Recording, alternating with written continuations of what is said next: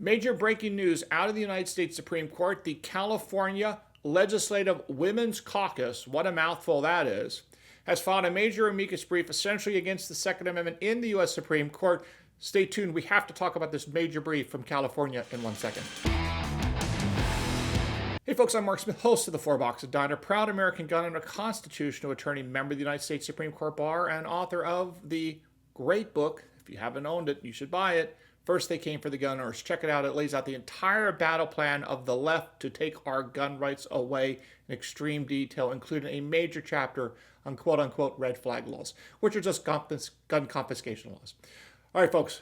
Major Supreme Court news today in the case of United States versus Rahimi, case we're going to do a lot of talking about. There's going to be a lot of inside baseball on this stuff. The California Legislative Women's Caucus, which appears to be all the women that are in the state legislature in California, has submitted a major amicus brief in support of the government. They made a series of legal mistakes here as I see it. We'll see what the Supreme Court does with the brief. Ultimately, it's up to the Supreme Court, but as I see it, it's not a particularly persuasive brief and appears to be a lot of appeal to emotion and the embracing of so-called tiers of scrutiny, which is basically just trying to balance the good of the guns against the bad of the guns and balance away our Second Amendment right to keep and bear arms, which the Supreme Court has previously said, of course, is a fundamental right. So to begin with, the premise of this brief is that these domestic violence orders are mission critical to save lives. Of course, what is mission critical to save lives of people that are weaker than, let's say, stronger men, meaning weaker women need protection against stronger men, is what the famous gun toter from the 19th century, Annie Oakley, taught us, which is the great equalizer is, of course, the gun. The gun allows weak women to fight against strong men. That's right. Again, the first premise of this brief is that guns are not a life-saving tool. They talk about domestic violence orders being life-saving tools, but of course the ultimate life-saving tool is the gun. But they don't talk about expanding gun rights. In fact, we know in California they try to dramatically contract gun rights everywhere they can, including, of course, with women, older people, and weaker people that need it. And as we know, Samuel Colt coined the phrase the great equalizer, meaning that guns are the great equalizer. Annie Oakley, years later, came up with the notion that, of course, this is indeed the great equalizer. And people forget that of Annie Oakley, of Annie Get Your Gun fame and Wild Bill, the Wild Bill Wild West shows, she was a big proponent of the right to keep and bear arms for women. With all that said, none of this gets mentioned by the California Legislative Women's Caucus. I wonder why. The other thing that's quite interesting, of course, is they pretend, and this is very interesting as I see it, it's a mistake that lawmakers make all across the country, is they equate passing a law as if they're doing something. Passing a law does absolutely nothing. It is passing a law. You put something down on paper. But as we know, one of the greatest constitutions that ever existed in the history of mankind, according to many people, was the Constitution of the former Soviet Union. It was a great document on paper. It was a great language on paper, but the reality was there was no way to enforce it. It was never enforced. It was never done. You could never do anything with it, so it was utterly useless. The point being that passing laws, enacting laws, writing stuff down on paper has no real meaning unless it's enforced in the real world. This is something that these legislators out there in California, this women's caucus of the California state legislature doesn't understand, because passing a law for domestic violence doesn't mean squat. It really has to do with what works in the real world. As you recall, Cesar Beccaria says that banning guns or preventing people from carrying guns to protect themselves is the equivalent of banning fire or the equivalent of banning water, because you can get burned by fire or you can drown in water, but that's simply stupid, according to Cesar Beccaria, which of course the founding fathers embraced and helped use Cesar Beccaria's work to write the Second Amendment, particularly John Adams and, of course, Thomas Jefferson. The reason why I bring this up is Cesar Beccaria says that criminals will not follow the law, and those that are willing to commit rape, murder, robbery, the worst kinds of crimes, are certainly not going to be deterred by any kind of gun control law. So here you have repeatedly throughout this brief of the California Legislative Women's Caucus, this argument that we desperately need these more laws, these additional laws to protect people from, bad people with guns. Of course, whether the bad people have guns or not, the reality is bad people who are not going to follow laws against murder or robbery or assault are simply not going to follow gun control laws. But this, of course, is lost throughout this entire brief. Needless to say, Sedgwick Beccaria is not mentioned in this brief.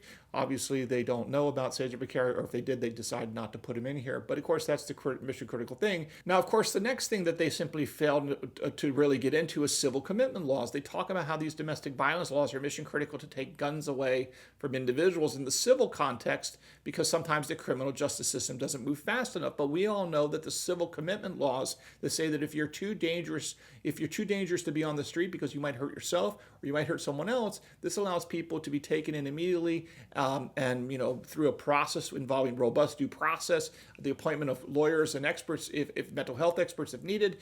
This allows, of course, the civil process for people to not just lose their gun rights, but also to get the proper mental health treatment that they need and to be taken off the streets. Because the basic rule, as I see it, if you're too dangerous to be on the streets with a gun, you're too dangerous to be on the streets, period.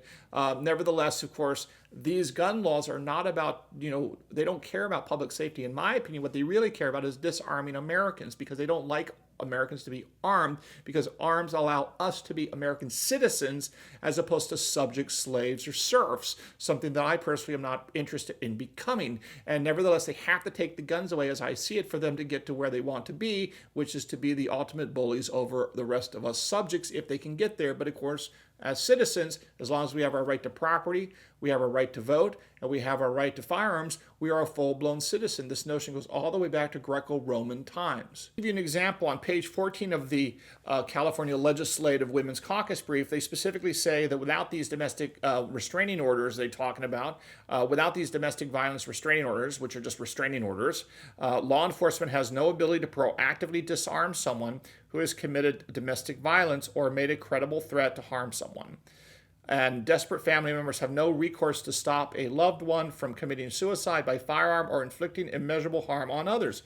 Obviously, this is entirely false, because you have the entire civil commitment process. But again, remember, the reason why the anti-gun movement does not like civil commitment orders, they don't like going the process of civil commitment, is because these have been developed over many decades. Literally, there's a serious due process involved with this, and the anti-gunners don't like due process. They may give lip service and say, oh, well, you have an opportunity to be heard. Oh, no, but the reality is they really want to take your guns away and then put you in a multi-year process for you to have the burden to go get your guns back. That's the system they want to live in. This is like just locking someone up in a civil commitment and letting them sit there for months on end while, you conveniently get ready to put them away as the government. But that's not how this should work. And again, that's why they're desperately trying to avoid talking about civil commitment laws, which actually work quite effectively, because they really work hard and they really have a process, and there's a robust fight between both sides to try to get it right. That is not the case with these gun violence restraining orders. And keep in mind, the other interesting thing here is they specifically embrace the notion of ex parte. Just to give you an example of how this works, if you look at page 3 of this brief by the California Legislative Women's Caucus, they specifically say that California laws provide for civil domestic violent restraining orders that can be requested ex parte. Now, these are remember I used to teach you that tiers of scrutiny is terrible. When you hear the words tiers of scrutiny, strict scrutiny, very, very bad for gun rights. Run for the hills. The same notion here is the word, I'm going to teach you another word here, ex parte, which are actually two words, ex parte. The reason why when you see the words ex parte, you must run for the hills as a gun owner is because what ex parte means is that one side has the ability to go into court by themselves, behind your back, without you knowing, to ask for relief that's adverse to you. That's right. Ex parte means one side goes to the court without the other side knowing to get a relief against the party that's not there. It is rarely used and is tremendously frowned upon. Nevertheless, as you can see here on page 3 of the California Legislative Women's Caucus, they talk about how great it is that these domestic violence restraining orders, which again are just restraining orders, can be requested ex parte, which means, again, a crazy ex-boyfriend, a crazy ex-girlfriend, somebody who's mad about you because you got the kids on the weekend, whatever it is, they can go ex parte, which means by themselves, behind your back, have spent weeks preparing some argument against you with all these documents that you're not aware that's happening, right? They're doing all this behind your back. Keep that in mind. They're spending time. They're working with, advocates at nonprofits. They're using the internet. They're doing all this stuff to get ready to blow you up and take away your gun rights. That's what they're doing. They're spending weeks on end, maybe even months. And then behind your back, while you're hanging out, watching a football game or going out fishing, whatever it is, they sneak behind your back and they go to a court ex parte. That's the key words. Ex parte is very bad. They go behind your back, they go to a court, and they get a judge to stamp that this proposed order to take away your guns is approved, and then they show up, where the police will show up and knock on your door and say, we want your guns. And you're going to be like, what are you talking about? And the answer is they've gone behind your back to get this ex parte order to take your guns away. You didn't even know they were going on. And of course, they've spent potentially months preparing to do exactly this to you, and you didn't know it, and they surprise attack you. It's kind of like when you hear the words ex parte, it's Pearl Harbor for gun rights. That's how, I just made that up, but you can take it. Ex parte orders are the Pearl Harbor of gun rights, where they literally sneak attack on you. Tora is what they do. You're not prepared, and they sneak up on you and take your gun rights. That's why when you see the words ex parte, extremely dangerous, because that's what it means. Pearl Harbor for gun rights. The last point I want to make about this brief from the California Legislative Women's Caucus, again, one wonders whether or not Justice Brown Jackson even knows who women are, since she could not define it during her confirmation hearing, but she still went through the Senate. Nevertheless, with that said, I want to make one final point, because it's another example of how the Four Boxes Diner tells you what's going to happen way ahead of time.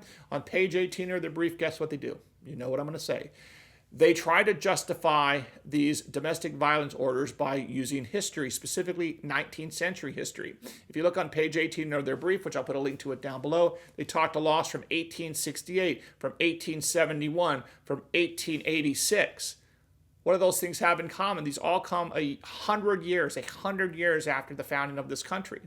Again, as I predicted right from the start, the anti-gun movement desperately wants to talk about the late 19th century, because there's a lot more gun control laws they can say are analogs to modern day gun control laws. And here you have, right here in this brief, submitted to the U.S. Supreme Court, all these late 19th century laws, because there are no such laws of what they're talking about to speak of in 1791 at the time of our founding. Now, I should remind all of us that in the Supreme Court case a couple terms ago called Espinoza versus Montana, dealing with money paid for really religious-oriented schools involving vouchers, Chief Justice John Roberts struck down a Montana law saying that it was illegal and unconstitutional under the First Amendment, under the First Amendment's right to free exercise of religion and whatnot. And specifically, the reason why I bring up the Espinoza case and why it relates to here, and we've done videos on this, is because in doing so, he declared that 30 laws from the late 19th century, 30 laws from the late 19th century that said you can deprive religious schools of public funds, those did not count.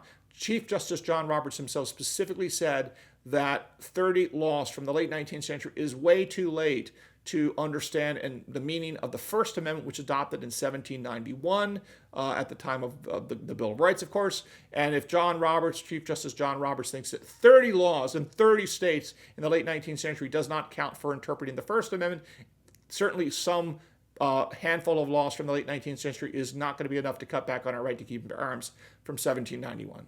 All right, folks, hope you learned a little bit something here today. We're going to got a lot of news this coming up over the next few weeks. And again, we'll see you again soon here at the Four Boxes Diner. Orders up. Table 2A.